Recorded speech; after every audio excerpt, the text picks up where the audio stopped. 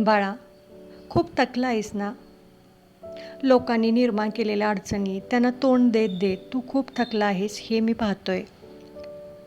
तुझी काही चूक नसताना लोक तुझ्याशी खूप वाईट वागत आहेत. ते देखील तुझ्या जवळचेच आहेत, तुझ्या घरातलेच आहेत, तुझ्या मित्रमंडळीपैकीच आहेत. तुला असं वाटतंय ना की मी काय चुकलं की लोक माझ्याशी असे वागत आहेत? बाळा, विचार करू नकोस. ते त्यांचं कर्म करत आहेत, तू तुझं कर्म कर. प्रत्येकाची वेळ ही नक्की येते. माझ्यावरती विश्वास ठेव. तुझं कोणीही कितीही वाईट चिंतलं, कोणीही कितीही वाईट केलं, वाईट करण्याचा प्रयत्न केला, तरी देखील तुझ्या आयुष्यात जे मी लिहिलं आहे तेच होईल. फक्त तू स्वतःवरती विश्वास ठेव आणि तुझं कर्म चांगलं करत राहा. तुझे निर्माण झालेले शत्रू जे आहेत, जे तुला त्रास देत आहेत, त्यांच्याकडे लक्ष देऊ नकोस. पण हां, सावध मात्र नक्कीच राहा. कारण तुझं वाईट वाटणाऱ्यांची संख्या खूप मोठी आहे. कारण तू माझं बाळ आहेस. या समाजात, या जगात नेहमीच देवाजवळ असणाऱ्यांना खूप त्रास दिला जातो. चांगलं वागणाऱ्यांना खूप त्रास दिला जातो. पण त्यांनी आपला मार्ग सोडायचा नसतो. ही त्यांची खरी आयुष्याची परीक्षा असते. बाळा, तू नेहमी म्हणत आला आहेस ना, मी इतकं चांगलं वागलो, इतकं सगळं प्रामाणिकपणे कष्ट केले, नोकरी धंद्यात सुद्धा कुणाचं वाईट केलं नाही, तरी देखील माझ्या आयुष्यातच अडचणी काय येत आहेत. पण बाळा, थांब, मी काय सांगतोय ते नीट ऐक.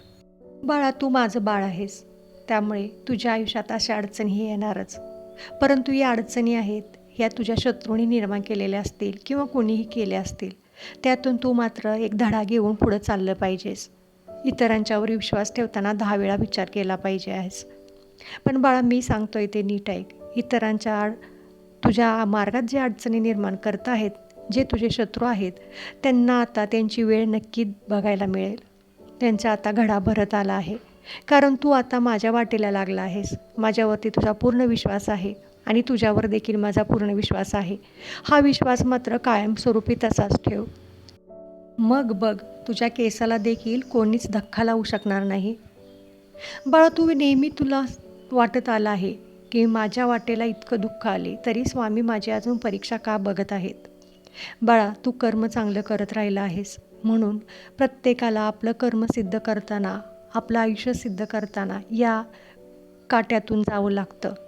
मग ते काटे आपले जवळचे देखील आपल्या मार्गात आणतात. बाळा, एक लक्षात ठेव, जरी तुझे शत्रू तुझ्याशी वाईट वागत असले, तुझ्या मार्गात अडचणी निर्माण करत असले, तरीसुद्धा तू हिंमत हारायची नाहीस. तू इतरांच्यासाठी खूप काही केलं आहेस. इतरांच्यासाठी आपला वेळ दिला आहेस. आपलं ऐश्वर्य वैभव इतरांच्यासाठी दिलं आहेस. कर्तव्यात कुठं कमी केली नाहीस. तरी देखील तुझ्या लोक फायदा घेत आहेत. पण बाळा, त्यांची देखील वेळ आली आहे आता.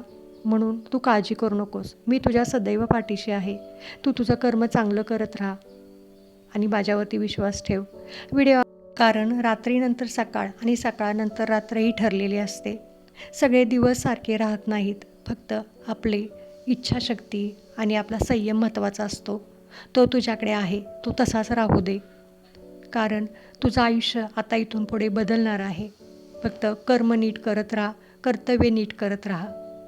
तुझ्या आयुष्यात कितीही अडचणी आल्या तरी मी तुझं बोट सोडणार नाही.